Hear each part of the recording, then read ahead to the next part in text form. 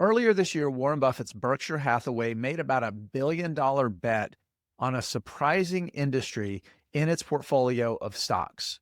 Now, so far, it looks like there's a good chance that that bet is paying off with profits for that investment. And the question a lot of investors may have is this counter-cyclical investment in a surprising industry an area where individual investors should be looking to risk some money as well? I'm Jason Hall. This is Investing Unscripted. We're going to take a closer look at this industry, the three stocks in particular that Berkshire invested in, and whether or not I think it's an area investors should be looking at. Before we get into the details, though, we get to make these great videos because of our partnership with the Motley Fool, who's the sponsor of this video. If you're looking for even more great stock ideas, you definitely need to check out our special link. It's fool.com/unscripted. If you go to that link, you can get access to the Motley Fool's 10 best stocks to buy right now. Motley Fool is a great resource for investors looking to get smarter, happier, and richer. Okay, I'm going to bring something up on the screen. This is Berkshire Hathaway's 13F that we got over the summer. It issues this every quarter, about 45 days after the end of the quarter, that discloses investment holdings that it has. And you can get this right off of the SEC Edgar page. So I'm doing this on October 2nd. Yes, the government is technically closed down, but I can actually still access this information today, which is pretty great. So I've gone into this filing right here, and what it's going to bring us to is this right here. Now, here's the four stocks in particular that were new additions to the Berkshire Hathaway 13F when it was issued. We're going to start with DR Horton, just under $200 million investment in DR Horton. And we have LENAR right here, about $800 million investment when you look at the A shares and the B shares. And then lastly, we have NVR, which was a little over $82 million investment in NVR. So, all right, so what do we have? You add that up, and that's a little bit more than $1 billion Berkshire Hathaway invested in home builders. That's what these three companies do. They're three of the largest home builders in the US. We don't have the exact dates that Berkshire made those investments, but we do know roughly when it happened. So I'm going to bring up another screen share, and we can take a look at how the stocks have done roughly over that period of time. So we know it was the second quarter, sometime between April 1st and July 30th. So we know it was somewhere in that time frame right there is when it happened. So if we take a look at that, we can see looks like they're making a little bit of money here. The stocks are up. Horton's up 35%, and then double-digit gains for NVR and LENAR.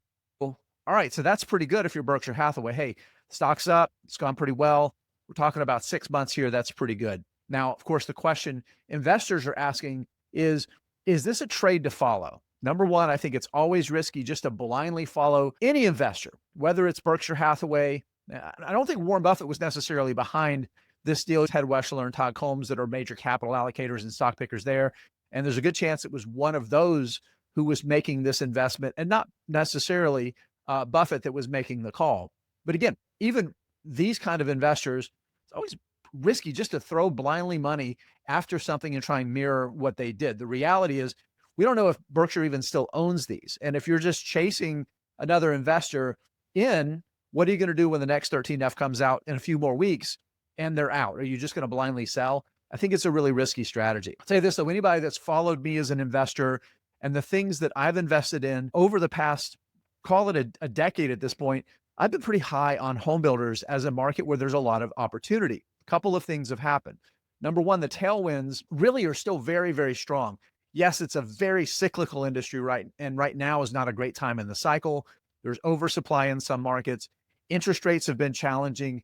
Inflation, tariffs have put pressures on cost. Those are things that are affecting margins and prices and cutting into profitability, making it harder for prospective home buyers to find affordable choices. But again, I think the long tail continues to be very, very favorable because the markets where there's the most demand are generally the markets where there's not necessarily enough supply to meet that demand over the long term. We spent most of the 2010s underbuilding coming out of the global financial crisis because of the housing crisis. Home builders moved upscale into custom and premium and luxury and weren't building more entry level and first move up properties, which are where there's a tremendous amount of demand because you have an entire generation that's moving into prime first time home buying age that's looking for something affordable and having trouble finding any inventory. The long-term tailwinds are very, very good. Right now, the cycle is not particularly favorable. So put all that together, like I've said for a long time, I think this is an interesting area. Now, I'm going to make a different suggestion for stocks to look at, though, because again, the companies that Berkshire Hathaway is invested in, these are the biggest players in the space. Lennar, Horton, NVR, they're some of the largest builders of homes.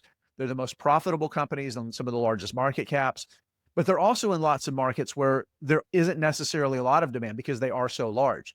I think a better way to invest in this particular sector to get good returns is to focus on the smaller home builders that have scale, that are in the best markets like the Sun Belt, parts of the desert Southwest, and that are building specifically and most targeted in those areas where there's the most demand, which is largely new first starter homes and first move up homes. So the two that I particularly like the most, that I think investors would do really, really well to think about today, and the two that I'm the most favorable on, are Meritage Homes, ticker MTH, and Green Brick Homes, ticker GRBK.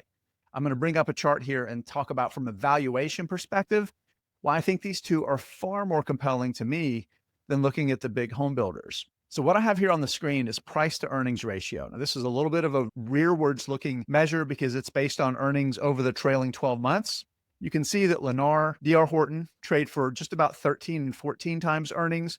NVR, I'll say this, it always trades for a premium, but it's a significant premium at about 17 times earnings, while Meritage trades for less than 6.5 times earnings, and Green Brick Partners trades for less than 10 times earnings. Right now, the market is really disfavorable on smaller builders, targeted builders that are more in the Sun Belt and areas like that, where the near-term pressures are there. But again, I think the long-term opportunities are very, very good. These are much smaller builders, the ones that Berkshire can own.